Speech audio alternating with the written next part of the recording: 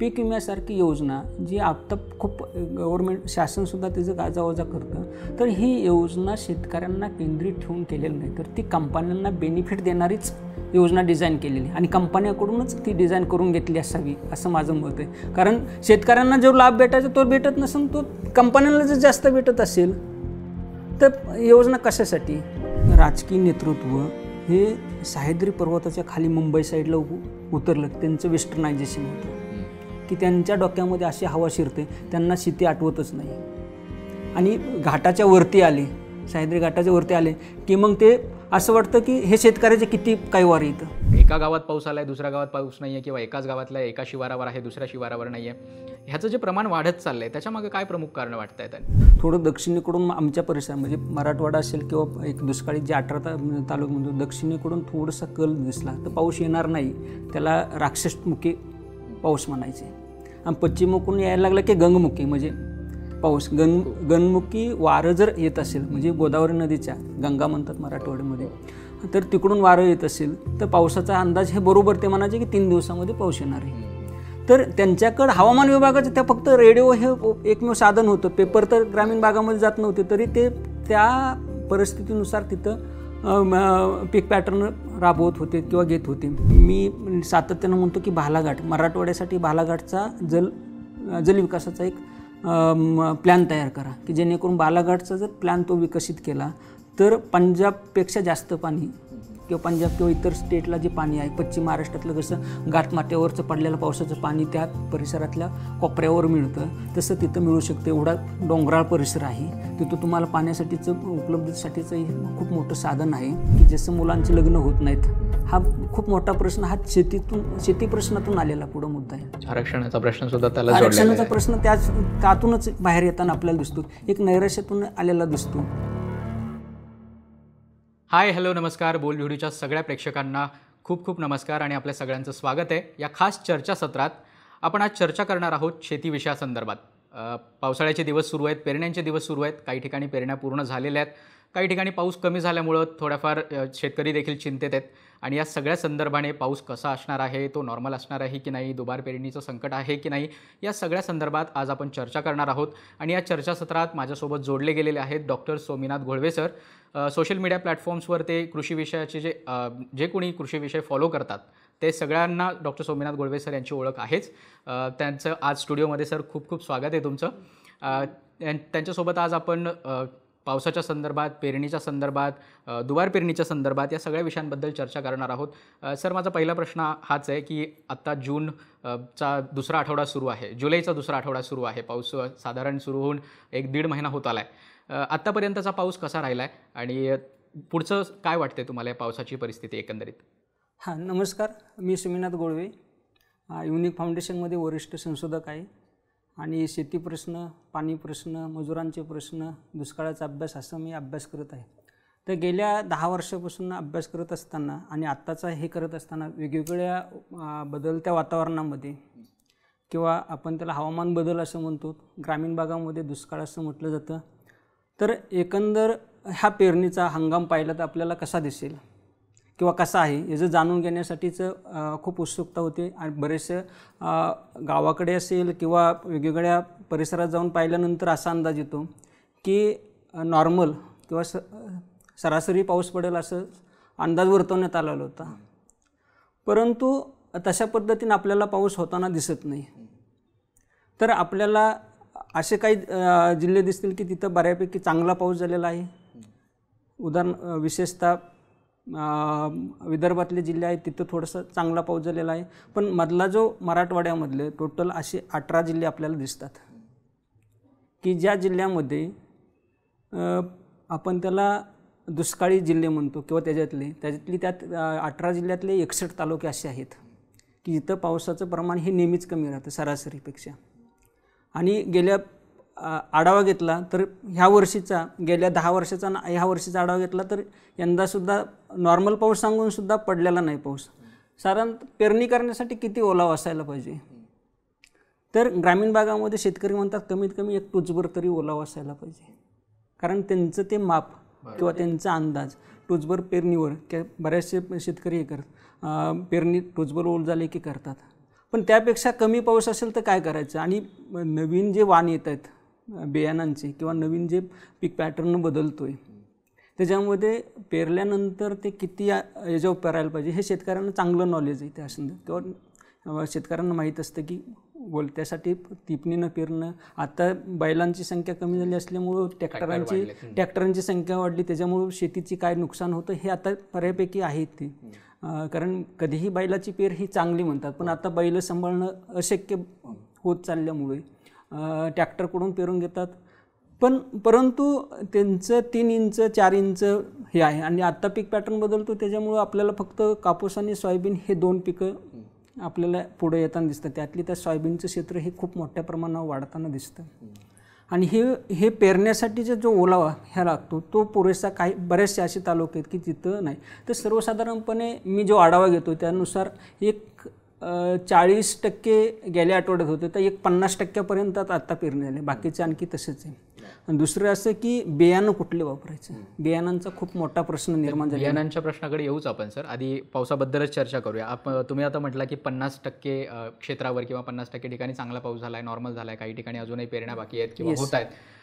असं काही ठिकाणी अशी परिस्थिती आहे की एकाच गावच्या शिवारामध्ये 2 ठिकाणी जे शिवार असतात त्यातल्या एका शिवारामध्ये पाऊस पडला आहे, दुसऱ्या शिवारात पाऊस नाही आहे.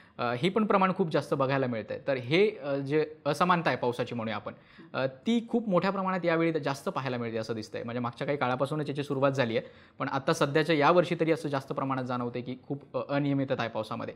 या सगळ्या गोष्टीकडे कसं बघता तुम्ही? याच्यासाठी मुख्य काय कारणं वाटतात आणि असं किती प्रमाण आहे असमानता पावसाचं असमानता? मागाशी म्हणलं तसं 18 जिल्हे 61 तालुक्यांमध्ये आपल्याला आणखी पण पाऊस पुरेसा पडलेला दिसत नाही. त्यातली त्यात गाव वाईज जे आपण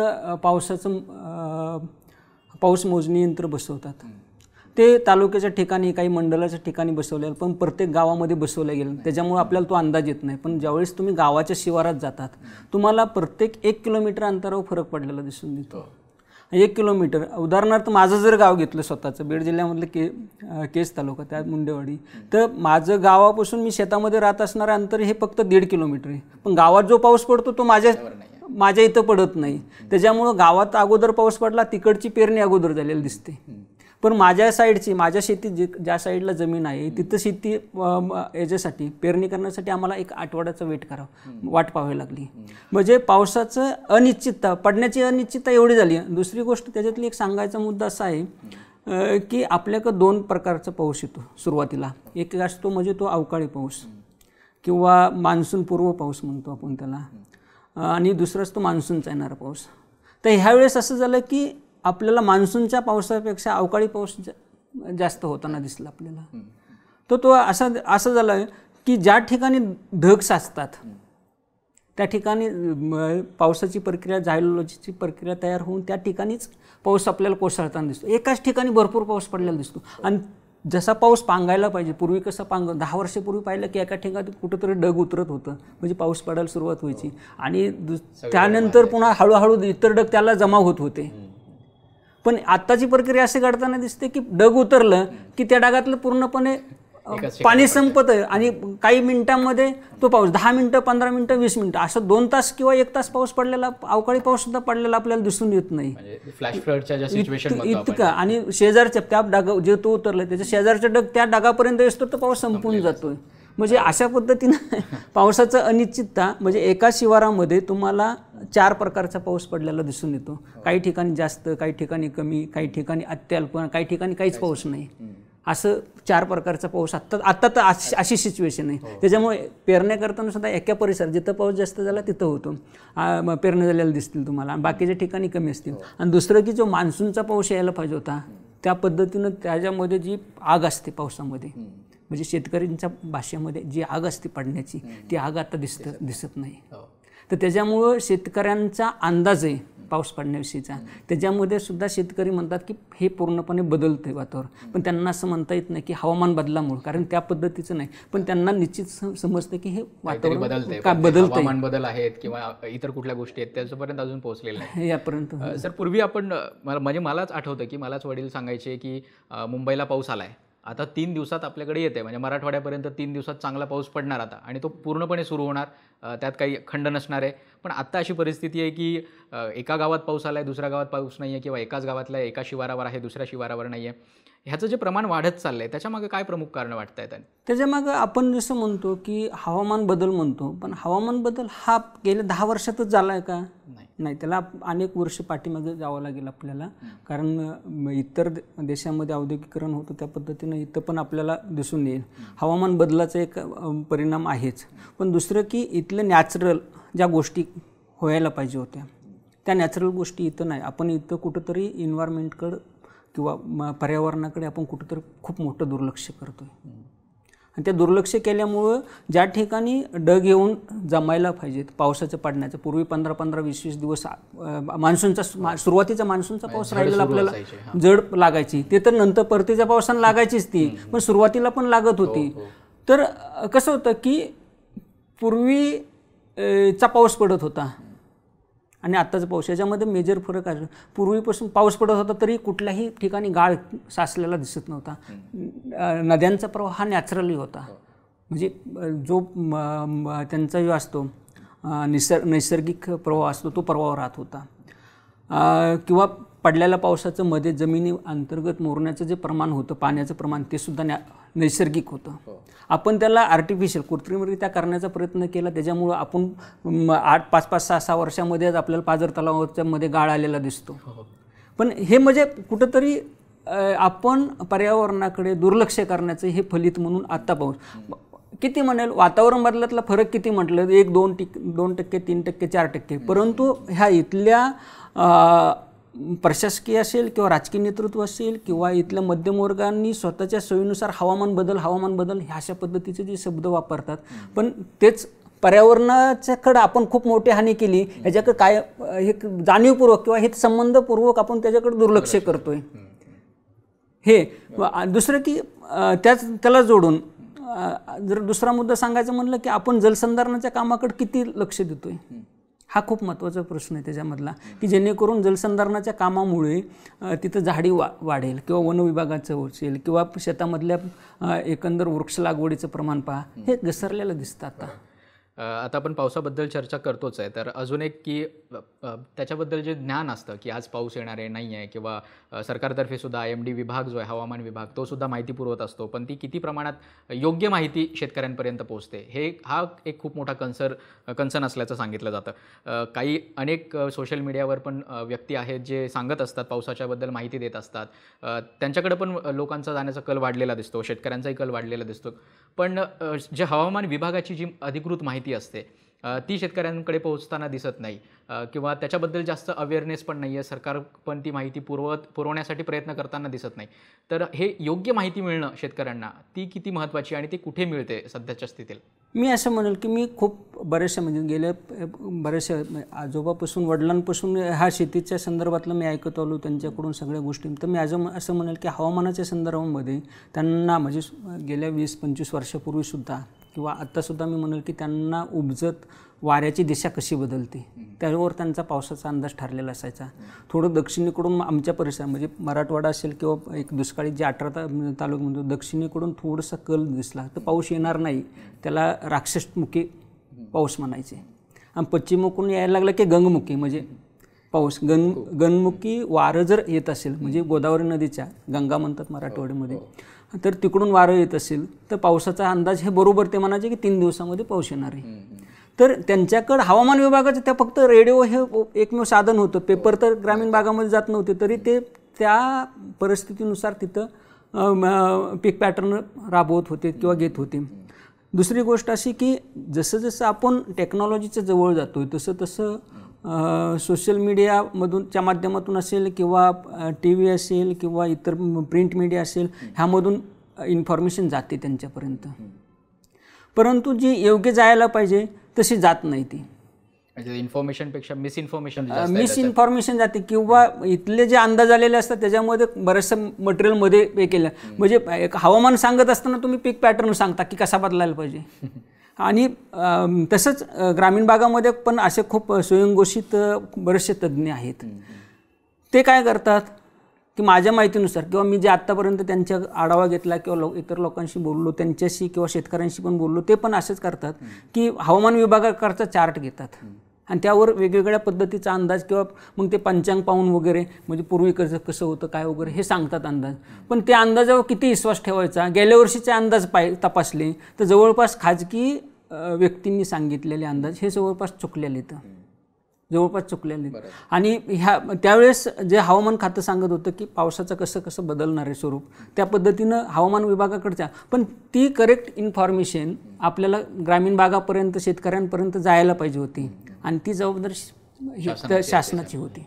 कारण ज्या पद्धतीनं हवामानाचे अंदाज आल्यानंतर ते ग्रामपंचायतमधले तिथला जो त्यांचा महसूल असेल, तहसील महसूल विभागाचा असेल, कृषी विभागाचा असेल किंवा इतर विभागाचे जे लोक असतात त्यांनी तिथपर्यंत जाऊन नोटीस बोर्ड काढणं असेल किंवा लावणं असेल किंवा पावसाचे अंदाज सांगणे असेल, कृषी सहाय्यक स्पेशल पद प्रत्येक गावासाठी तयार केलेलं. आता कर्मचारी कमी आहेत म्हणून हे नाही, पण असं सांगतो की ते गावामध्ये जाऊन कधीच मार्गदर्शन करत नाहीत की हवामान विभागाचा असा अंदाज आलेला तुम्ही ठरवा की पीक पॅटर्न कसा करायचा आहे. ही जे इन्फॉर्मेशन असते ती सुद्धा येत नाही. आणि कृषी जागरूकता अभियान म्हणून घेतलं जातं जुलै महिन्याचं पहिलं, तर हे झालेलंच यावर्षी तर दिसत नाही आपल्याला. 7 दिवसाचं ते असतं की कृषी शाळा घेतल्या जातात, त्या पण घेत नाहीत. 1 जुलैला दिवस पण साजरा केला जातो, 1 जुलैला पण साजरा केला जातो. आता तुम्ही पाहता की ह्या वर्षी झाला का तो कार्यक्रम कृषी शाळेच्या प्रमाणात नाही साजरा केले गेले यावर्षी. तर असे ते अंदाज आहेत, ते अंदाज कितपत खरे पकडायचे की आणि सोशल मीडियामुळे आले. प्रत्येक गावामध्ये गावकऱ्यांचे व्हॉट्सअप ग्रुप झालेत, कुठले तरी येतात. मग हवामान खात्याचे अंदाज येतात आणि खाजगी व्यक्तीचे, पण खाजगी व्यक्तीशी डायरेक्ट कॉन्टॅक्ट जोडलाच गेलेला असतो. त्याच्यामुळं स्वतःचे अंदाज आता शेतकरी किंवा स्वतःचं जे ज्ञान होतं हवामानाच्या संदर्भातलं ते कुठंतरी मागे पडून आणि त्या व्यक्तीच्या प्रभावाखाली जाऊन कुठंतरी व्यक्तींनी सांगितलेले हवामानाचे अंदाज याच्यावर विश्वास ठेवण्यासाठी पुढे येताना आपल्याला दिसतात. आणि त्याच्यासाठीचे त्या व्यक्तींनी व्हॉट्सअप ग्रुपच्या माध्यमातून काही पेरलेले व्यक्ती इथं की जे मॅसेज फॉरवर्ड करायचे, ग्रुप तयार करायचे, फॉरवर्ड करायचे, असे त्यांनी काही केलेले व्यक्ती दिसतात आपल्याला. बरोबर. पावसाच्या संदर्भात मिसइन्फॉर्मेशन वगैरे बद्दल पण चर्चा केली. आता आपण बी बियाणं आणि ह्याच्याकडे येऊया, पिकांकडे. तुम्ही बी बियाणांबद्दल सांगत होता की या बदललेल्या परिस्थितीमध्ये, बदललेल्या पावसाच्या सिच्युएशनमध्ये काय करावं, कुठले बी बियाणं घ्यावेत, किंवा त्याहीपेक्षा महत्त्वाचं म्हणजे सध्याची जी पावसाची अनियमितता आहे अशा सिच्युएशनमध्ये दुबार पेरणीचं पण संकट आहे का शेतकऱ्यांवर, या सगळ्या संदर्भात थोडंसं सांगा. आपण मगाशी म्हटलं तसं फक्त कापूस सोयाबीन ह्या जवळपास माझ्या माहितीनुसार म्हणजे शासकीय आकड्यावर म्हणजे 2023चा इकॉनॉमिक सर्व्हे सांगतो जवळपास 60% आसपास ह्या 2च पिकाचं. आणि त्याच्यामध्ये ऊसाचं क्षेत्र पण 6% होतं, ते 9% गेलेलं दाखवतं आपल्याला, इकॉनॉमिक सर्व्हे दाखवतो. तर पीक पॅटर्न हा 3 म्हणजे जो कोरडवाहू पीक पॅटर्न होता त्याच्याकडून नगदी किंवा यांच्याकडं जो नगदी पिकांकडं कळतो त्यानुसार जर आपण केलं तर कापसाचं बियाणं हे तर आपल्याला बियाणं कंपन्याकडूनच घ्यावं लागतं. परंतु सोयाबीनचं पाहिलं, सोयाबीनचं जवळपास माझ्या माहितीनुसार हे 50%पेक्षा जास्त आता क्षेत्र महाराष्ट्रातलं हे आहे. एकूण तर महाराष्ट्रातलं लागवडीखालचं क्षेत्र हे फक्त 55%, म्हणजे टोटल महाराष्ट्राच्या क्षेत्रफळामध्ये 55%च लागवड होती. आणि त्यातलं पुन्हा सोयाबीनचं क्षेत्रफळ जर 50%च्या पुढे जातं, 60%च्या आसपास जातं आहे. म्हणजे गव्हर्नमेंट आकडा वेगळा सांगतो आणि प्रत्यक्षात पाहिलं तर वेगळं दिसतं. हा पॅटर्न बदलत असताना बियाणांच्या बोगस बियाणांची प्रक्रिया ही आपल्याला 2020पासून तयार दिसते आपल्याला, की ज्यावेळेस थोडासा पाऊस जास्त झाला आणि तिथून जे बिघडलेलं गणित बियाणांचं ते आणखी जागेवर आलेलं नाही. तर 2020 साली जे बियाणं बोगस बियाणांचं आलं किंवा एकदा पेरलं तर उगवलं नाही, पुन्हा डबल पेरलं तर उगवलं नाही, तिसऱ्यांदा पेरलं तर उगवलं नाही, तीनदा पेरणी करणारे शेतकरी आहेत.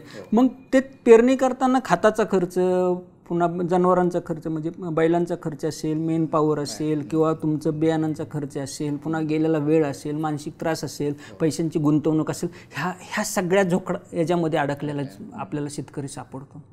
आणि हे जर डुबाल पेरणी का होते, एक तर दोन्हीकडून होते. एक तर बियाणं बोगस निघाल्यामुळे होते आणि दुसरीकडून होते की पाऊस कमी जास्त होणे.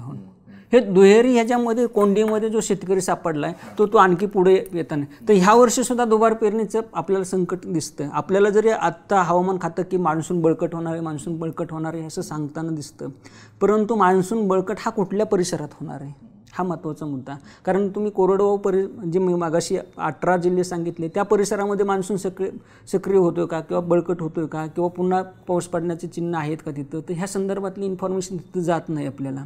फक्त आपल्याला पेपरमधून येणारी जेवढी माहिती असते त्याच्यावरच हे होतं, अंदाज येतात फक्त. आणि दुसरी गोष्ट की तो मान्सून बळकट होतो म्हणजे काय होतो हा पण महत्त्वाचा मुद्दा. म्हणजे पडलेला पाऊस जर तुम्ही भुरभुर येत असेल की ग्रामीण भागात असं म्हणतात की पाऊस आला पण आमच्या अंगावरचे कपडेच भिजले नाहीत, तर एवढा पाऊस आणि त्याला जर तुम्ही म्हणत असेल बळकट किंवा म्हणजे त्या ठिकाणचं, तर त्याच्यामुळे पेरणी केलेल्या ज्यांनी पूर्ण ओलावा पुरेसा झाला नाही, पेरणी केली की ज्यांनी आता त्यांना वाटलं की हा मान्सून बळकट होतो आहे, हवामान खातं सांगतं, खाजगी हवामान तज्ज्ञसुद्धा सांगतात की चांगला पाऊस आहे, जास्त पाऊस आहे, ते जिल्ह्यावाईज तालुकावाईज सांगताना दिसतात आपल्याला. ह्या आधारावर विश्वास ठेवून पुन्हा पेरणी करताना दिसतात आपल्याला. कारण त्यांचं पारंपरिक जे नॉलेज होतं हवामानाच्या अंदाजाचं ते कुठंतरी कमी बाजूला सरकून ते ह्या दोन्हीच्या प्रभावाखाली आल्यामुळे जे पेरणी करतात त्यांच्यावर निश्चितच दुबार पेरणीचं संकट येतं. मग मागाशी म्हणलं तसंच त्यांना कुठला दुबार पेरणीसाठी खर्च येतो, खताचा येतो, पाळीचा येतो, पुन्हा बियाणं पेरणीचा येतो. हे सगळं जर गणित केलं तर सोयाबीन पेरण्यासाठी एक वेळेस सोयाबीन पेरण्यासाठी एकरी माझ्या माहितीनुसार 18 ते 20,000 रुपये खर्च येतो. आणि त्या दुबार पेरणीमध्ये आपण जर खताचा खर्च वजा केला तर पुन्हा डबल 15 म्हणजे 35,000 रुपये आपल्याला तिथं खर्च एका एकरला खर्च होताना दिसतो. मग शेती 35,000 परतावा द्यायचा आणि त्याचा पुन्हा नफ्याचा परतावा आहे का. त्यामुळे दुबार पेरणीचं जे संकट आहे ना हे जाणीवपूर्वक तिथल्या प्रशासकीय नियंत्रणाखाली असायला हवं, ते आता आपल्याला होताना दिसत नाही. आपण दुबार पेरणीच्या संदर्भाने तुम्ही बोलताना सर आत्ता सांगितलं की बी बियाणांचा जो प्रश्न आहे की बोगस बी बियाणं निघतात वगैरे. पूर्वी जेव्हा मला आठवतं की आई जेव्हा घरी पीक यायचं पेरणीसाठी घेऊन यायचं, सोयाबीन घेऊन यायची किंवा इतर पिकं घेऊन यायचे, तर त्या ज्या सोयाबीनचं जे हे असतं त्यात त्याचं आपली जी घरची तुळस असते त्याच्यात टाकून थोडंसं तपासलं जायचं की ते उगवते की नाही उगवत आहे, 5 दिवस वगैरे थांबून, किंवा त्या पोत्यामध्ये बांधून ठेवलं जायचं, त्याला मोड येतात की नाही ते बघितलं जायचं. पण तशा अजून कुठल्या पद्धती आहेत की हे बोगस बी बियाणं आहे ते तपासण्यासाठीच्या पद्धती असू शकतात किंवा त्यात काही फॉल्ट आहे की नाही हे तपासण्यासाठी काय असतील पद्धती? त्याचं काय होतं की सुरुवातीला जे नॅचरल किंवा परंपरेनं आलेल्या बियाणांमधले त्यांचं जेनेटिक हे खूप अतिशय उत्कृष्ट दर्जाचं होतं. थोडंसं थांबवतं, अजून एक त्याला जोडून प्रश्न पण विचारतो की एकदा घेतलेलं पीक जे असतं, एकदा लावलेलं बियाणं ते किती वर्षापर्यंत शेतकरी वापरू शकतात त्याने स्वतःच्या शेतात लावलेलं, ते त्याबद्दलही सांगा पुढे. हां, म्हणजे ते सांगतो की जे नॅचरल म्हणजे त्याला गावरान बियाणं म्हणतो आपण, किंवा आपल्या याच्यामध्ये गावरान असतं किंवा एक आधुनिक याच्यामध्ये प्रयोगशाळेतून ते तयार होऊन आलेलं असतं, त्याचे वेगवेगळे वाण तयार करणं असेल वगैरे. तर जे गावरान म्हणतो आपण बियाणं त्याच्यामध्ये जेनेटिकली एवढी क्षमता होती की ते पाऊस कमी असो जास्त असो त्याच्यामध्ये तग धरून राहण्याची क्षमता उपजत होती. परंतु त्यातून उत्पादन हे कमी निघत होतं. परंतु काय केलं की उत्पादन वाढी आपल्या इथल्या विकासाचं जे मॉडेल आहे हे उत्पादन वाढ म्हणजे तुमचा विकास याच्याशी जोडलं गेल्यामुळं की आणि इथल्या जशी मागते महागाई वाढते त्या पद्धतीनं तुम्हाला घर खर्च वाढतो आणि ते जर टिकवायचं असेल तुम्हाला उत्पादन वाढवावं लागेल. हे साधं बेसिक आहे. तर त्या उत्पादन वाढवण्यासाठी हे संकरित वाणं आपण स्वीकारण्याचा प्रयत्न केला. त्याच्यामुळं जे नॅचरल गावरान होतं बियाणं ते बाजूला सरकलं, ते काही शेतकऱ्यांपुरतंच मर्यादित राहिलं. उदाहरणार्थ पाहिलं तर गावरान बाजरी कुठं दिसते किंवा पिवळी ज्वारी, मराठवाड्यामध्ये पिवळी ज्वारी घेत होते, त्याला आमच्याकडे पिवळी म्हणतात काही. आणि ते यांच्यासाठी ज्यांच्याकडं हे आहेत म्हणजे जे लोक आहेत काय आपलं शुगरवाली, त्यांच्यासाठी ते अमृत म्हणून वापरलं जात होतं. ते बियाणं आता नष्ट होतं आहे. म्हणजे किती नॅचरल होतं ते. पावसामध्ये तुम्ही ते जवळपास 1.25 महिना पाऊस नाही पडला तर तग धरून राहत होतं पिवळी ज्वारी. आणि त्या ज्वारीतून कडबा किंवा चारा प्रश्न हा कमी होत होता. पण आता ते राहिलं नाही. आपण त्याचं संकरित हायब्रिड आणलं, हायब्रिड कोणी खायना त्याचं, मग ते आता हायब्रिड तर कोणी पेरताना आपल्याला दिसत नाही.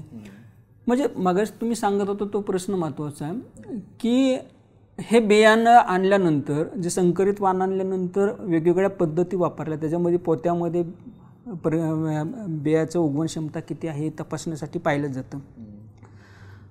तर त्याच्यामध्ये साधारणतः 70% जास्त असेल उगवलं, म्हणजे 100 दाणे टाकलं तर 70 उगवले तर मनाचे 70% आहे ते. तर ते म्हणजे पोत्यामध्ये जिथं ओलावा असतो तिथं ते, आणि तेच बियाणं जर जमिनीत टाकलं आणि ते किती उंची खोलीवर किती हे करून त्याला ऊब वारा ज्या पद्धतीने असेल तसं, जसं उशिरा पेरणी केली तर जी ऊब असते जमिनीमधली ती कमी होताना दिसते आपल्याला, आणि मग त्याच्यामुळे तिची उगवण क्षमता कमी होते. पोत्यामध्ये करताना आपण त्या पद्धतीचं वातावरण क्रिएट किंवा एखाद्या प्रयोगशाळेसारखं असतं ते, पण तेच जमिनीमध्ये गेलं की त्याचं युनिव्हर्सल होतं त्याच्यामुळे त्याची उगवण क्षमता कमी होताना दिसते. आणि बियाणांचं कसं की वेगवेगळ्या कंपन्यांनी बियाणांमध्ये ज्या पद्धतीनं वातावरणातलं किंवा उन्हाचं किंवा उष्णतेचं प्रमाण किंवा वातावरण बदलातलं होतं त्या पद्धतीनं जे बदल करायला हवे होते बियाणांमध्ये ते होताना जेनेटिकल जे बियाणांच्या अंतर्गत प्रतिकार क्षमता वाढवणारं असेल पाहिजे ते नाही. त्याच्यामुळे आपण आत्ता पाहतो की उगवल्यानंतर बियाणं, म्हणजे सोयाबीनचंच घेतलं उदाहरण, तर आपल्याला त्याच्यामध्ये गोगलगाय पडलेलं दिसते किंवा पानं करतारले दिसतात, पिवळा येलो पानं झालेलं दिसतात, म्हणजे ती क्षमता जी असायला पाहिजे होती ती नाही. आणि दुसरी याच्यामध्ये ना, तर त्या संदर्भात 2000ला जेव्हा बोगस बियाणांचं प्रकरण पुढं आलं त्यावेळेस बऱ्याचशा शेतकऱ्यांनी घरगुती बियाणांची चळवळ सुरू केली. परंतु जे नॅचरल बियाणं गावरान होतं ते नव्हतं, ते संकरित बियाणं होतं. आणि त्याच्यामध्ये शेतकरी काय करायचे की बियाणं एका वर्षी बियाणं कंपनीकडून बियाणं आणलेलं ते बियाणं पेरायचे, त्याच्यातलं जे चांगले चांगले मूल किंवा टपकळे दाणे दिसतात ते साठवून ठेवायचे, पण ते दुसऱ्या वर्षी पेरल्यानंतर त्याच्यातली जी उगवण क्षमता किंवा उत्पादन देण्याची क्षमता ती कमी होताना दिसते. म्हणजे जे संकरित बियाणं वापरतायत, म्हणजे तुमच्या शेवटच्या प्रश्नाकडे, जे संकरित बियाणं वापरतायत त्यांना पुढच्या वर्षी 1 वर्षासाठी वापरता येऊ शकतं, पण तेच बियाणं पुन्हा टपकळदाणे पकडून तुम्ही म्हणाल तर ते शक्य होत नाही, कारण पुन्हा उत्पादन क्षमता घसरते. त्याच्यामुळं ही जबाबदारी शासनाची पण आहे की बियाणं आधुनिक दर्जेदार जे बियाणं आहेत ते कसे द्यायला पाहिजेत. आणि दुसरी गोष्ट की जे घरगुती बियाणांच्या चळवळीची होती त्याच्यामध्ये तुमचं बियाणांचं जर्मनायझेशन कसं करायचं याच्याविषयीची जी माहिती पाहिजे होती ती नव्हती. त्याच्यामुळं काय होतं की बियाणं काय करतात, शेतकरी काढतात बियाणं, त्याला थोडंसं त्यांच्या गावठी पद्धतीनं किंवा त्यांच्या ज्या नॉलेज आहे त्यांचं त्यानुसार करतात ते. म्हणजे उदाहरणार्थ गंधक टाकणे असेल किंवा गाईचं गोमूत्र असेल किंवा गुळाचं पाणी असेल हे टाकतात, पण जे नॅचरली म्हणजे जेनेटिक किंवा प्रतिकारक्षमता जी जर्मनायझेशन करून जी असते येणारी असते ती तेवढीशी पुरेशी किंवा त्या पद्धतीनं टाकल्यानंतर मिक्स केल्यानंतर गावठी किंवा घरगुती केल्यानंतर त्या ठिकाणी ज्या पद्धतीनं त्याची वाढ व्हायला लागतं किंवा कधी पेरायचं त्याचे टायमिंग ते जो वेळ साधायला पाहिजे ते आता कमी होताना दिसतं. त्याच्यामुळे ती चळवळीचं विषयीची माहिती जी पाहिजे होती ती आपल्याला मिळत नाही, आणि त्या संदर्भातल्या कृषी शाळा घेताना पण आपल्याला दिसत नाहीत की ही प्रक्रिया कशी. आता खूपसे असे शेतकरी आहेत की सोयाबीनचे बियाणं हे महाग आहे म्हणून ते घरगुती वापरण्यासाठी इतरांकडून विकत घेऊन पेरणारे आहेत, पण त्याच्यामुळं तिथली उत्पादन क्षमता आपल्याला घसरताना दिसते. त्याच्यामुळे हे संकरित बियाणे तुम्ही एकदा वापरू शकता, पण ते बी व्यवस्थित ठेवलं तर. पहिले साठवण पद्धती वेगळ्या होत्या आणि आताची साठवण पद्धती वेगळ्या आहेत. त्या साठवण पद्धती किंवा जतन करण्याच्या ज्या पद्धती आहेत बियाणं जतन करायचे ते पहिलं कणगीमध्ये किंवा खोक्यामध्ये डालेमध्ये याच्यामध्ये ठेवून ते किंवा त्याला राखामध्ये ठेवून ते त्याला कीड लागणार नाही, त्याला वाऱ्यापासून संपर्क मर्यादित राहील किंवा त्या पद्धतीचे ओढबार ते ठेवत होतो. ते आता ठेवताना दिसत नाही, आता पोत्यामध्ये ठेवलं जातं. त्यामुळे त्याच्यावरचं दर्जेदार किती आहे हे सगळ्या गोष्टी तुम्ही सांभाळण्यावर अवलंबून असतं. आता आपण दुबार पेरणीबद्दल बोललो, पावसाबद्दल बोललो, पण या सगळ्यांसोबत एक जो सरकारी प्रयोग होतो तो म्हणजे पीक विम्याचा, की पाऊस अनियमित आहे किंवा दुबार पेरणीचं संकट आहे शेतकऱ्यांवर, तर एक पीक विमा काढून घ्या आणि मग तुम्हाला थोडीफार जी काही मदत होईल जर दुष्काळ पडलाच किंवा अतिवृष्टी झाली, ओला दुष्काळ किंवा कोरडा दुष्काळ जो काही असेल, तर शेतकऱ्यांचं किती प्रमाण आहे की जे पीक विमा घेतात, वापरतात, खरंच तो उपयोगी ठरतोय का? सरकारनं 1 रुपयामध्ये पीक विमा नावासारखी जी योजना आहे ती पण आणली आहे, त्याचं काय प्रमाण जाणवतं? मागच्या वर्षीपासून सुरुवात झाली आहे त्याची. ही पीक विम्याची योजना जी आहे ही 2016पासून आलेली. 16पासून मी स्वतःसुद्धा शेतकरी आहे. एका बाजूला शेतीतले वेगवेगळे प्रयोग करतो मी, माझ्या पातळीवरचे जे आहेत तर प्रयोग करतो आहे. मी 16पासून प्रत्येक वर्षी खरीप आणि रब्बीसुद्धा मी पीक विमा काढतो आहे, म्हणजे दोन्ही पिकांचा काढतो. पण 16पासून मला आठवतं की 2 वर्षे मला पीक विमा भेटला. आता दुष्काळी वर्ष आणि ह्या वर्षीचा अग्रिम भेटलेला आहे, म्हणजे मी खोटं बोलत नाही. आता ह्या वर्षीचा अग्रिम भेटलेला आहे. तर त्यावेळेस जे पीक विमा काढायचे होते त्यावेळेस शेतकऱ्यांचा प्रीमियम हा जास्त होता, 33% हा इकडून जायचा. तर पीक विमा काढल्यानंतर त्याचे जे पीक कापणीचे प्रयोग होते ते प्रयोग कुठे घेत होते, कसे घेत होते, त्याच्यातून दुष्काळ होता, पिकांचं नुकसान किती होतं, कसं होतं, ह्या संदर्भातलं शेतकरी पण अज्ञानी होता. पण कंपन्यांच्या पातळीवर ते केलं म्हणून दाखवायचे किंवा कृषीकडून घ्यायचे, परंतु जवळपास मोस्टली शेतकऱ्यांना हा विमा भेटतच नव्हता. मग जर एक हिशेब केला तर शेतकऱ्यांनी भरलेला प्रीमियम केंद्र शासनाचा आणि राज्य शासनाचा जो वाटा टाकला आणि त्यातून जी अमाऊंट होती तेवढे अमाऊंटसुद्धा शेतकऱ्यांना रिटर्नमध्ये परत मिळत नव्हती. हे मी अनेकदा सोशल मीडियावर सुद्धा लिहिलेलं आहे. आणि आत्ता त्या स्ट्रक्चरमध्ये जर पाहिलं तर तुम्ही 16ला दुष्काळ होता, 17ला होता, 18ला होता, 19ला थोडासा पाऊस झाला, तर 1916 हे 3 वर्षे, आणि 20ची अतिवृष्टी, 21ची अतिवृष्टी, 22ची अतिवृष्टी, 23चा पुन्हा दुष्काळ. हे जर पाहिलं तर म्हणजे कंटिन्यू तुम्हाला असं एक तर दुष्काळानं पिकं गेलेले दिसतील, नाही तर एक तर अतिवृष्टीने गेलेले दिसतील.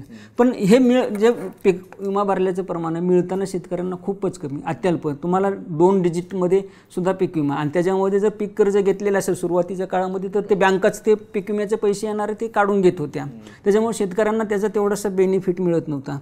परंतु आता जे 1 रुपये विमा आणला म्हणजे त्याच्यामध्ये तो बेनिफिट मिळत नव्हता, त्याच्यामुळं शेतकऱ्यांनी विमा काढण्याचं प्रमाण हे खूप घसरलं होतं, खूप मोठ्या प्रमाणावर घसरलं होतं.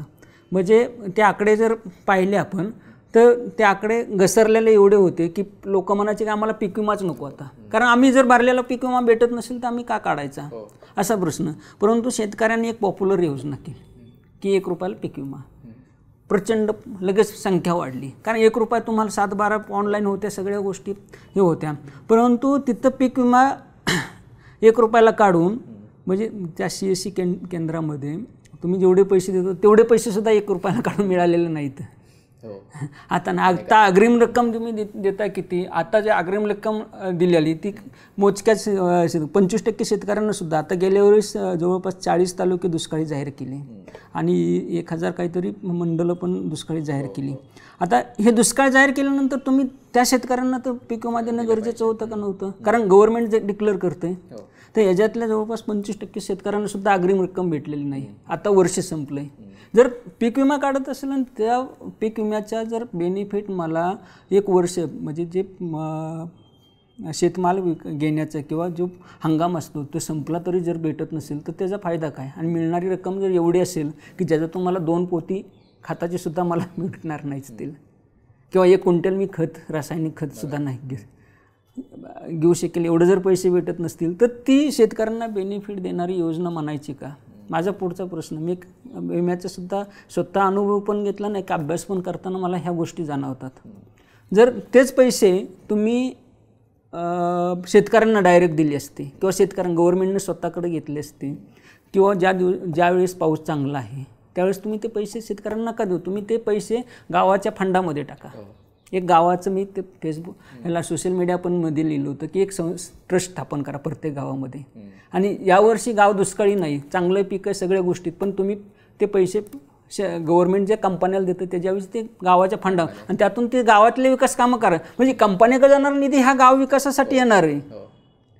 शेतकरी म्हणतात की आम्हाला पीक विम्याचे जास्त पैसे नको, गव्हर्नमेंट जेवढं देतं प्रीमियममध्ये तेवढेच पैसे आम्हाला तुमच्या अकाउंटवर येऊ द्या, तेही मिळत नाही, ते पण मिळत नसतील. त्याच्यामुळं एक पर्याय म्हणून मी तो सुचवला होता, परंतु त्याकडे तेवढं फारसं लक्ष दिलं नाही. मग त्याच्यामध्ये वेगवेगळे बदल करून कशी शेतकऱ्यांना पूरक आहे अशा पद्धतीनं. तर मी एक अभ्यासांती असं म्हणतो की पीक विम्यासारखी योजना जी आत्ता खूप गव्हर्नमेंट शासनसुद्धा त्याचं गाजावाजा करतं, तर ही योजना शेतकऱ्यांना केंद्रित ठेवून केलेली नाही, तर ती कंपन्यांना बेनिफिट देणारीच योजना डिझाईन केलेली आणि कंपन्याकडूनच ती डिझाईन करून घेतली असावी असं माझं मत आहे. कारण शेतकऱ्यांना जो लाभ भेटायचा तो भेटत नसेल, तो कंपन्यांना जर जास्त भेटत असेल तर योजना कशासाठी? गेला इकॉनॉमिक सर्वे काय सांगतो ते पाहिल्यानंतर फार दिसणे डोळे उघडतील. म्हणजे कुठला 23-24चा इकॉनॉमिक सर्वे जर काय सांगतो हे जर पाहिलं फार दिसणे डोळे उघडतील की प्रिलिम अमाऊंटची किती होती आणि शेतकऱ्यांना वाटप किती होते. अमाऊंटपेक्षा जर कमी जर शेतकऱ्यांना वाटप होत असेल तर ती पीक विमा शेतकऱ्यांसाठी कशी, बरोबर, असा प्रश्न पडतो. सर तुम्ही मागासपासून उल्लेख करत होता की 18 जिल्हे आणि 61 तालुके जवळपास जे पर्जन्य छायेचा प्रदेश असलेला म्हणतो आपण, ज्याच्यामध्ये कमी पाऊस पडतो थोडंफार. यापैकी साधारण कुठले असे आपल्या महाराष्ट्रातले भाग आहेत, जिल्हे आहेत ज्याच्यामध्ये थोडा कमी पाऊस असतो नेहमी, आणि त्या जिल्ह्यांची किंवा ह्याची नावं कुठली आहेत? असा महाराष्ट्रामधला एक पट्टा आहे आपल्याकडं की जो आपल्याला धुळे नंदुरबारपासून नाशिकच्या मधला जो पट्टा सुरू होतो तो पट्टा डायरेक्ट आपल्याला खाली सांगली कोल्हापूरपर्यंत जो मधला भागामध्ये येतात. त्याच्यामध्ये आपल्याला जर पाहिलं तर धुळे असेल, जळगाव असेल, नाशिकच्या काही भाग असतील, तालुके असतील, औरंगाबाद आहे, तुमचा बुलढाण्याचा काही भाग असेल, मराठवाड्यातलं आलं तर औरंगाबाद आहे, जालना आहे, परभणीचा काही भाग आहे, लातूर आहे, बीड आहे, सोलापूर आहे, तुम्हाला इकडं पुणे आहे, नगर आहे, सांगली आहे, सातारा आहे. ह्या जो पट्टा आहे असा आपल्याला आयताकार पट्टा दिसतो तो की त्याच्यामध्ये विदर्भामधलं सुद्धा अकोला, यवतमाळचं काही परिसर घ्यावं, अकोला, वाशिम, यवतमाळचा पण काही परिसर घ्यावा लागतो. हे अशा पट्ट्यातले हे जिल्हे आहेत आणि या पट्ट्यामधले तालुके आहेत की त्याच्यामध्ये सह्याद्री पर्वतावरून जे ढग असतात, पाण्याचे बाष्पयुक्त ढग असतात, ते एकदा उंचीवर गेले की खाली येण्यासाठी जो परिसर असतो तो पूर्ण पर्जन्य छायाखाली येतो. आणि ह्या आता मी जे जिल्ह्यांची नावं घेतली, ह्या जिल्ह्यातले जे तालुके आहेत तर ह्या तालुक्यांमध्ये तुम्हाला हे दिसेल कमी पाऊस पडलेला दिसेल. पण ह्या जिल्ह्यांचं पुन्हा असं वैशिष्ट्य आपल्याला दिसून येईल, पीक पॅटर्नच किंवा की ह्या जिल्ह्यांचं एक भाग हा ऊस बागायती क्षेत्र असलेला दिसेल आणि एक बाग जिथं पाणीच प्यायला नाही, की जिथं भूगर्भातले पाणी पातळीसुद्धा इतकी ढासळली की आज 1000 फुटापर्यंत बोरवेल घेतले जातात केवळ, आणि ते केवळ पिण्याच्या पाण्यासाठी घेतले जातात, म्हणजे शेतीसाठी नाही म्हणत मी. तर इतके हे मधल्या पट्ट्यातले 18 जिल्हे आणि 61 तालुके आहेत की जे मी तिथून मायग्रेशन होण्याचं प्रमाण पण म्हणजे शेतीमधलं म्हणजे ऊसतोड मजुरांचं असेल किंवा वीटभट्टी असेल किंवा इतर पोटं भरण्यासाठी शहरांमध्ये मायग्रेशन ह्याच परिसरातून होतो. आणि त्याला मी अनेकदा म्हटलं की हे जिल्हे आहेत 18 जिल्ह्यातले 61 तालुके हे मजूर प्रोडक्ट करणारा मजुरांचे उत्पादन करणारे तालुके येतात. म्हणजे पुणे, मुंबई आणि नाशिक गोल्डन ट्रायंगलमध्ये जो मजूर लागतो तो तिथं स्वस्त पण मिळतो आणि अल्प म्हणजे मुबलक प्रमाणात पण मजूर मिळतो आणि स्वस्त मिळतो तो. सर शेवटाकडे येऊयात थोडा. आपण आता चर्चा केली पावसासंदर्भात, दुबार पेरणीच्या संकटासंदर्भात पण चर्चा केली, पण या दृष्टीने विचारायचं होतं मला की या सगळ्या अनियमित पावसामुळं किंवा दुबार पेरणीच्या संकटामुळं किंवा एकंदरीतच रुरल भागामध्ये जो क्रायसिस आहे, शेतीमध्ये जो क्रायसिस आहे, त्याच्यामुळं पीक पद्धतीमध्ये पण कुठले बदल झालेत का किंवा होत आहेत का, अजूनही चालू आहेत किंवा झालेले आहेत? याकडे कसं बघता तुम्ही? कुठले तुम्हाला बदल दिसत आहेत या सगळ्या क्षेत्रात? अलीकडचे जे जागतिकीकरण, उदारीकरण, खाजगीकरणानंतरचे आता 30 वर्ष होत आहेत आपल्याला, आणि स्टेटनं ज्या पद्धतीनं ह्या पीक पॅटर्नकडे लक्ष द्यायला पाहिजे होतं त्याच पद्धतीनं दिलेलं नाही. आपण किती जरी कृषी किंवा ह्या सगळ्या गोष्टीतून मी तर असं माझं ओपिनियन असं की राजकीय नेतृत्व हे सह्याद्री पर्वताच्या खाली मुंबई साईडला उतरलं, त्यांचं वेस्टर्नायझेशन होतं की त्यांच्या डोक्यामध्ये अशी हवा शिरते, त्यांना शेती आठवतच नाही. आणि घाटाच्या वरती आले, सह्याद्री घाटाच्या वरती आले की मग ते असं वाटतं की हे शेतकऱ्याचे किती काही वार येतं. आणि मोस्टली त्यांचं वर्षातलं जर 365 दिवसातलं पाहिलं तर 65 दिवससुद्धा ते वरती येत नसेल, 300 दिवस हे खालीच राहत असतील. म्हणजे कुठं मुंबई साईडला किंवा तिकडं, आणि पुन्हा इकडं आले की निवडणुकीसाठी येतं. पण सांगण्याचा मुद्दा असा आहे की ज्या पद्धतीनं लक्ष ह्या 30 वर्षामध्ये द्यायला पाहिजे होतं ते लक्ष दिलेलं नाही. त्याच्यामुळं काय झालं की जे कोरडवाहू परिसरामधला की आत्ता आपल्याकडं जवळपास 84% कोरडवाहू क्षेत्र आहे. ह्या कोरडवाहू क्षेत्रासाठी आणि कृषी हा विषय राज्य सूचीमधला असल्यामुळे इथं एक राज्याचं स्वतंत्र पीक पॅटर्न संदर्भातलं धोरण असायला पाहिजे होतं आणि त्याच्यामध्ये स्टेटनं पुढाकार घेऊन त्याचं यशस्वी अंमलबजावणी करायला हवी होती. तर ते झाली नसल्यामुळे शेतकऱ्यांना जे पारंपरिक पिकं होते जे दुष्काळाला तग धरून राहणारे होते आणि त्यातून त्यांना काही ना काहीतरी किमान कितीही दुष्काळ पडला तर 25% 50% तरी आम्हाला ते देणारी जी शाश्वती होती, उत्पादन मिळण्याची जी शाश्वत होती ती पण नाहीशी होताना दिसते. आणि एका बाजूला महागाई वाढते, दुसऱ्या बाजूला कुटुंबातले सामाजिक प्रश्न निर्माण होतात, तिसऱ्या बाजूला तुम्हाला त्या गावामध्ये तगून राहायचे आणि जमिनीचं जसं पॉप्युलेशन वाढतं तसं तुकडीकरण होतं. तर ह्या सगळ्या गोष्टींमध्ये शेतकरी जेव्हा ह्या सगळ्या कोसलामध्ये किंवा त्या कोसल्यासारखा अडकलेला असताना त्यांना एकमेव पर्याय दिसतो की नगदी पिकांचा, की जो चांगला परतावा देऊ शकेल आणि त्यातून आपल्याला सुरुवातीला कापूस आलेला दिसेल. आणि कापसामध्ये जशा पद्धतीनं जेनेटिकली वाणांमध्ये कापसाच्या बियाणांच्या वाणामध्ये जे बदल करून आणायला पाहिजे होते ते आणल्या नसल्यामुळे आपल्याकडे तो बोंडाळी किंवा तांबडा लोक किंवा हे पडताना पातेगळती आपल्याला दिसते. ती पण कंपन्यांच्या चुकीमुळे, कंपन्यांनी एक वाण तयार केलं की ते 10-20 वर्ष तुम्ही ठेवताय, म्हणजे हा चुकीचा हे. आणि त्याला आम्ही पुन्हा तेच वाण आणताय आणि पुन्हा म्हणता की नाही आम्ही सुधारित आणलं आहे, हे पण हा पण एक वेगळा विषय येतो. तर त्याच्यामुळं अशी परिस्थिती निर्माण झाली की तुम्हाला नगदी पिकाशिवाय पर्यायच नाही, कारण तुम्हाला तेवढं उत्पादन तर मिळायला पाहिजे ना, की जेणेकरून तुम्ही ग्रामीण भागामध्ये तगून राहील. त्याच्यामुळं शेतकऱ्यांनी काय केलं, नगदी पिकांचा पॅटर्न सुरू केला. परंतु त्याच्यावर भागत नसल्यामुळं तुम्हाला घरातला एक व्यक्तीला बिगर ॲग्रिकल्चर म्हणजे बिगर कृषी क्षेत्रामध्ये तुम्हाला रोजगार करावा लागतो, तुम्हाला जे मिळेल ते काम करावं लागतं. त्याच्यामुळं इथल्या जो आहे पॅटर्न तो पॅटर्न नगदी पिकांचा, त्याच्यासाठी आपल्याला काय करावं लागेल की 8 मै जे पिकं घेऊ शकेल एवढ्याचा पाण्याची उपलब्धता एका बाजूला करावं लागेल.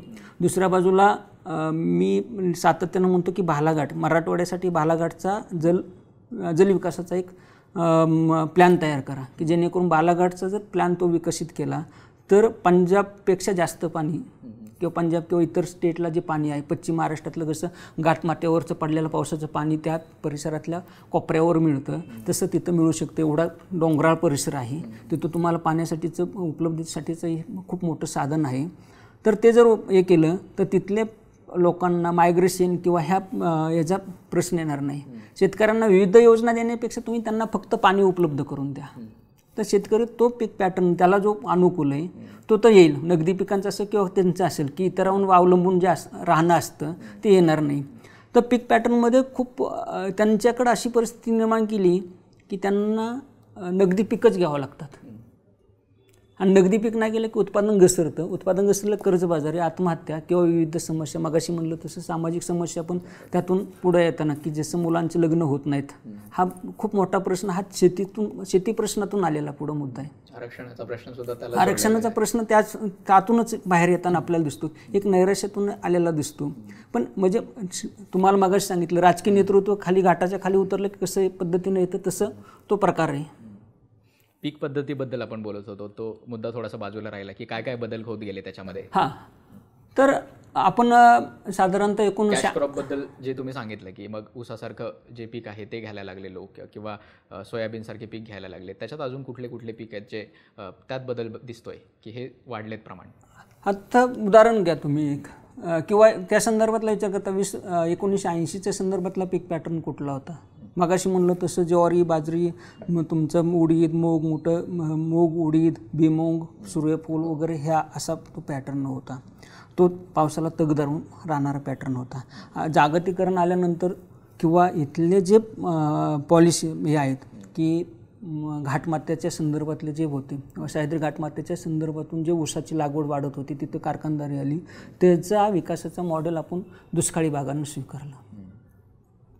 दुष्काळी भागातल्या तिथल्या राजकीय नेतृत्व वाटलं की त्यांच्यासारखं मी ह्याला राजकीय पण पार्श्वभूमी आहे की तिथलं कारखान्यानं कसं त्यांचं वर्चस्व आलं तसं आम्ही पण इथं कारखाना आणलं तर आमचं वर्चस्व येईल म्हणून तिथं कारखाने. तर तुम्ही बीडसारख्या ठिकाणी ऊसतोड मजुरांचा जिल्हा म्हणतात, तिथं तुम्हाला 8 कारखाने चालू असताना दिसतात. आणि त्या परिसरातला येणारा ऊस कारखाना आला. कारखान्यांनी काय केलं की ऊसाच्या लागवडीसाठी प्रोत्साहन दिलं, पत्ते दिले, पतसंस्था उभा केल्या, सगळं पीक कर्ज ऊसाचं लागवड कर्ज उभा केलं, मार्गदर्शन केलं, नवीन बियाणं आणलं, तुम्ही तिथं हे केलं आणि ऊसाला प्रतिष्ठा होती त्यावेळेस. त्याच्यामुळं काय झालं की पारंपरिक पिकाकडून ऊसाकडं तुम्हाला गोदावरी नदीच्या खोऱ्यामध्ये तुम्हाला असं दिसेल की कारखान्यांचा ऊसाची लागवड जास्त झाली. म्हणजे ती कधी झाली 80च्या नंतर होती. अगोदर पहिले तिथं ज्वारीचा पॅटर्न होता आणि मूग आणि उडीद हा खरीप आला, रब्बीला ज्वारीचा हा पॅटर्न होता. तो पूर्णपणे बदलला आणि तिथं ऊसाचा पॅटर्न आहे. आणि जिथं कोरडवाहू आहे तिथं तुम्हाला सोयाबीनचा आणि कापसाचा पॅटर्न येताना दिसतो. म्हणजे हे गेल्या 30 वर्षातला सुरुवातीला कापूस आला. कापसाला जो परतावा मिळत होता तो इतर कुठल्याच पिकाला मिळत नव्हता. आणि त्यातून हे सामाजिक प्रश्न किंवा आर्थिक प्रश्न, हे जे कर्जबाजारीपणाचे प्रश्न तयार होऊ नयेत म्हणून शेतकऱ्यांनी कापसाचा पॅटर्न स्वीकारला. पण कापसाचा पॅटर्न कमी होऊन पुन्हा, कारण कापूस हे वार्षिक पीक आहे आणि वार्षिक पिकाला पुन्हा पर्याय म्हणून सोयाबीन 4 महिन्याचं पीक आलं. कारण पुन्हा आत्ता पॅटर्न कसा येतो, गेल्या 10 वर्षातला पॅटर्न असा येतो की खरीपाला सोयाबीन घ्यायचं म्हणजे कॅश आणि रब्बीला ज्वारी आणि हरभरा घ्यायचा, हा पॅटर्न येतो. कारण त्यांना ह्या 2 याच्यामध्ये कोरडवाहूला कमीत कमी उत्पन्नाची थोडी तरी कमी सोयाबीन जरी गेलं याच्यामुळे, तर रब्बीला तुम्ही काळी जमीन मराठवाड्यातली किंवा पश्चिम महाराष्ट्रातली किंवा खानदेशातली असेल, काळ्या जमिनीवर ज्वारी ही चांगली येते कमीत कमी तेवढी तर शाश्वती राहण्यासाठी. पण आत्ता प्रॉब्लेम असा व्हायला लागला की ज्वारीसाठीचं जे घ्यायचं आहे म्हणजे मजूर लागतं किंवा काढणीसाठी किंवा मळणी वगैरे ह्याच्यासाठी मजुरांचा प्रश्न निर्माण होताना दिसतो. आणि त्याच्यामुळं नाईलाजानं त्यांना पुन्हा हरभरा पॅटर्न आपल्याला हरभरा की जे कमी पाण्यामध्ये येणारं पीक आहे. तर असा ह्या गेल्या 30 वर्षांमध्ये पॅटर्न बदलताना दिसतो. आता सोयाबीन खरीप आला आणि रब्बीला ज्वारी किंवा हरभरा. ज्यांच्याकडे मजूर नाही ते हरभरा घेतात, ज्यांच्याकडे मजूर आहे ते ज्वारी घेतात. सर, तुम्ही आत्ता मजुरांच्या संदर्भात प्रश्न उपस्थित केला आहे थोडासा, की शेती संदर्भातले जे शेतमजूर आहेत त्यांची संख्या दिवसेंदिवस कमी होत चालली आहे आणि आता सरकारच्या ज्या प्रकारच्या योजना येतात त्यातून त्यांना अजून प्रोत्साहन मिळते की शेताकडे जाऊन काम करण्याची तशी गरज राहिलेली नाही आहे. कारण रेशन मोफत मिळत आहे. आता लाडली बहिणासारख्या योजनेमधून 1,500 रुपये मिळत आहेत. त्यातून पुन्हा महिलांचं शेतावर येण्याचं प्रमाणे रोजंदारीवर जाणाऱ्या महिलांचं कमी होऊ शकतं असं म्हणतात. तर ह्या सगळ्या गोष्टींकडे कसं बघता? त्या योजना ज्या शेतीला हानिकारकच ठरू शकतात असं वाटतं का, जे सरकारनं कल्याणकारी योजनांच्या नावाखाली घेऊन आले होते? नाही, मी एक शेतकऱ्यांच्या मजुरांच्या नजरेतून पाहिल्याकडं जे योजना आल्यामुळं जे अन्न पुरवठ्याची असेल किंवा हे जी तुम्ही लाडली बहिणासारखी योजना असेल किंवा तिथला मजुरांचा प्रश्न असेल, ह्याकडं शेतकऱ्यांच्या नजरेतून बघायला हवं आपण. कारण की इथल्या मिडल क्लासच्या परसेप्शननुसार किंवा त्यांच्या नजरेतून आम्हाला मजूरच पाहिजे जे असं, किंवा त्याला मी पाठीमागं मी एक सोशल मीडियामध्ये एक शेतकऱ्यांच्या संदर्भामध्ये मी 6 प्रकार केले होते. त्याच्यातला म्हणजे प्रत्यक्षात काम करणारा एक प्रकार की जो शेतीमध्ये स्वतःच्या प्रत्यक्ष मजुरी करतो. दुसरा जो मजूर म्हणून राहतो तिथं. दुसरा जो प्रकार आहे प्रत्यक्ष शेतकरी जो टिपणीवर हात ठेवून वगैरे करतो. तिसरा मी आठवडी शेतकरी केला होता की जो शहरामध्ये राहून आठवड्याला गावाकडे जाऊन मजुरांनी काम करून. प्रश्न हा कुठं आहे? चौथा प्रकार मी ह्याचा केला होता की प्रशासकीय नोकरांचा. 5वा प्रकार मी ह्याचा केला होता की जो ह्याचा व्यापारी वर्ग आहे किंवा जमिनीसाठी. 6वा मी IAS अधिकारी किंवा उच्चवर्गीय ह्या अधिकाऱ्यांचा केला होता. तर मजुरांचा प्रश्न कोणाला दिसतो? IAS अधिकारी किंवा मी जे म्हणतो की आठवडी शेतकरी किंवा व्यापाऱ्यांचा आहे किंवा IAS अधिकारी आहे किंवा बिझनेसमधला आहे, ह्यांना मजुरांचा प्रश्न दिसतो. आत्ता आपल्याकडचं जर मजुरांचं प्रमाण पाहिलं तर 85% शेतकरी हे अल्पभूधारक आहेत.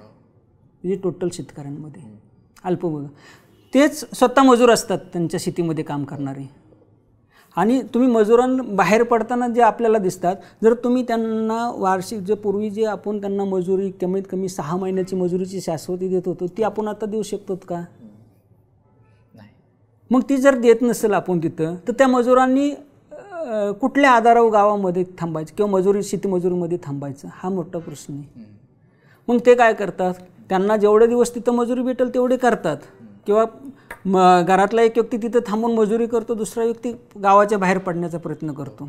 दुसरी गोष्ट अशी की हे मगाशी मी 85% म्हटलं, तर अल्पभूधारक 85% म्हटलं तर हा वर्ग रेशनचं धान्य घेतो आणि स्वतः खातो आणि शेतामधलं चांगलं उत्पादन झालेलं हे शहरातल्या लोकांबद्दल मध्यम वर्गांना पुरवतो. हा सर्वात मोठा फॅक्टर हे का लक्षात घेत नाहीत तुम्ही? म्हणजे हे तुम्ही म्हणजे मध्यम वर्ग हा इथला किंवा इथला. तुम्ही आज पण जाऊन बघा, एखाद्या कुठल्या गावात जा आणि तुम्ही रेशनचं दुकानावरचं गहू आणि तांदूळ आणलं, तुम्ही खाता का असं विचारा. हे जे बनवलं की परसेप्शन बनवलं की मोफत अन्नधान्य दिल्यामुळं मजूर भेटत नाही, तर तसं नाही आहे ते चित्र. हे अल्पभूधारक ज्यांचं 2.5 एकरपेक्षा कमी आहे त्यांचं 65% प्रमाण आहे. हे 65% कुठल्याही फॅमिलीला जाऊन विचारा की तुम्ही खाता ते अन्न कुठून आणलेलं तुम्ही. तर त्यांच्या शेतामध्ये जर सोयाबीन पिकत असेल, ते सोयाबीन विकत असेल तर त्यांना धान्य विकत घ्यायचं चालेल ना, का ते धान्य त्यांना शेतातून भेटणार आहे का? आपण त्यांना त्या नजरेतून त्यांच्या समस्येशी प्रत्यक्ष वास्तवाशी भिडून तुम्ही जोपर्यंत विचार करत नाही तोपर्यंत आपल्याला ह्या प्रश्नांची उत्तरं भेटणार नाहीत. कारण मजुरांचा प्रश्न हा तसा निर्माण झाला आहे का? तर झाला आहे मी म्हणेल. तो कसा झाला की ह्या वर्गांसाठी झाला आणि यांनीच पुन्हा हेच सुशिक्षित वर्ग आहे, जो मिडल मध्यम वर्ग की ज्यांना शेतामध्ये गावामध्ये न राहता त्यांना बाहेरून शेती करायची, किंवा गावातले जे मोठे शेतकरी इथं त्या वर्गांना की त्यांना मजूर हवं लगेच तात्काळ, हेच विचार करतात. पण ते त्यांच्या पूर्ण हे जे विचार करत नाही, त्याच्यामुळं आपल्याला वेगळ्या विचारातून किंवा वेगळ्या नजरेतून आपल्याला ह्या मजुरांच्या प्रश्नाकडे बघावं लागेल. आणि यांत्रिकीकरणामुळे किती काम काढून घेतलं. तुम्ही जर सोयाबीनसारखे जर काढणी असेल, ती जर तुम्ही यंत्रानं करत असाल, हरभरा यंत्रानं काढणार असाल, गहू यंत्रानं काढणार असेल, तर मजुरांसाठी काम तुम्ही शिल्लक ठेवलं आहे कुठं? पुन्हा म्हणायचं की मजूर मिळत नाही म्हणून आम्ही यंत्रानं करून घेतो. पण त्याच्यामुळे आपली दुसरं एक नुकसान झालं की यंत्रानं काढण्यामुळं नासाडी पण तेवढीच, जवळपास 17 ते 18% नासाडी आता. म्हणजे सोयाबीन काढताना सोयाबीनची गळती आता 17-18% होते. मग ज्यावेळेस आपण हे करतो, रब्बीचं पेरायला जातो, त्यावेळेस सगळं सोयाबीनच उगवलेलं दिसून येतं शेतामध्ये. तर सर, आता तुम्ही मजुरांबद्दल बोललात, सविस्तर बोललात. याच्या आधी आपण दुबार पेरणी किंवा पावसाच्या संदर्भाने पण चर्चा केली. अशाच प्रकारच्या कृषी विषयांच्या संदर्भातल्या चर्चा या पुढच्या काळात देखील आपण करणारच आहोत. आजच्या भागासाठी आपण इथेच थांबूयात. पुन्हा भेटूयात नवीन भागामध्ये बोलबिडूच्या नव्या चर्चासत्रात. तोपर्यंत धन्यवाद.